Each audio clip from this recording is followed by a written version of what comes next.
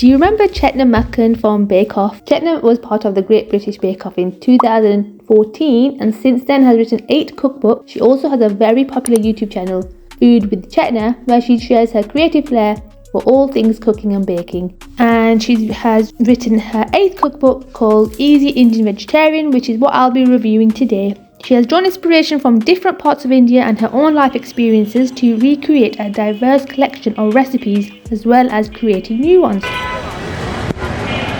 Her journey of looking for new flavours took her to Gujarat, Ahmedabad, where she met a number of ladies who all welcomed her and introduced her to new foods and flavours. So I like how she had credited all these ladies in her book who have passed her recipes and taught her new ingredients. The book starts off showing 16 snack recipes. The left hand side shows you the Indian name of the dish, the right hand side has the English name. Some of these sound familiar to me, like tomato chaat and pepper pakoras. Others I have never heard of. Each recipe is presented clearly and precisely. However, I do feel cooking time or preparing time is useful to add, which is missing from this recipe book. The next chapter is called Veg. Next chapter is called Dal, and then we have flatbreads, rice and sides. Now, when I hear the word side, I would imagine side dishes, but these are actually chutneys and dips.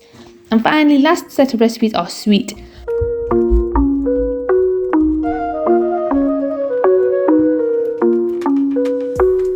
At the back of the book, there is a meal plan section, adding the recipes into the book for what she suggests go well together. As someone who's not familiar with these recipes, there is no way I would cook the list from scratch as I do in the kitchen for a week, but you can always pick a few from the meal plan list. The book is filled with beautiful food photography. Now, some of the recipes you feel like the ingredient list can look quite long, but once you've bought some of the spices, you can use them again in other recipes.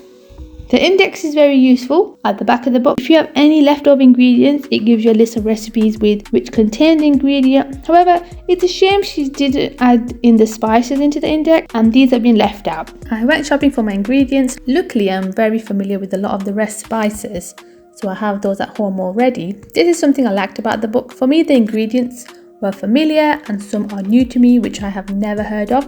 So it's nice to learn about new ingredients too. For example, ashwagandha, I had never heard of that spice, and reading up on it, it's in dishes to give it an onion/garlic taste. And the English term for that is devil's dung. Fun fact for you there. It's the summer holidays here in England, so I have the kids at home, which makes it more fun to cook in. So I went with recipes I thought sounded easy and the ones I thought my kids would eat as well.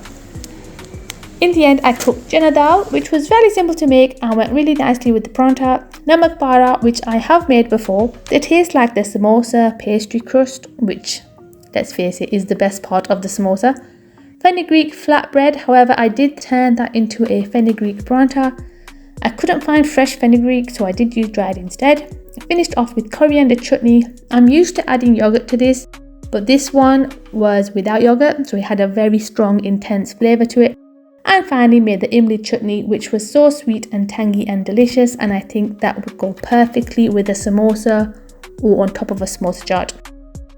The chana dal my kids did enjoy, which made me happy. The fenugreek paranthas were a touch on the spicy side for my kids, but I like them. I also love how each recipe suggests what's best to serve it with, and it gives you an idea of what else to cook. All in all, I really did enjoy this book for new recipes. As well as my current recipes, I already cook but with a different spice blend to my usual, so I can cook a familiar dish which has a different taste to it. Also, some brand new recipes in here which I have never tried before, so I look forward to making those in the near future. Thanks for watching. Which recipe did you like the most?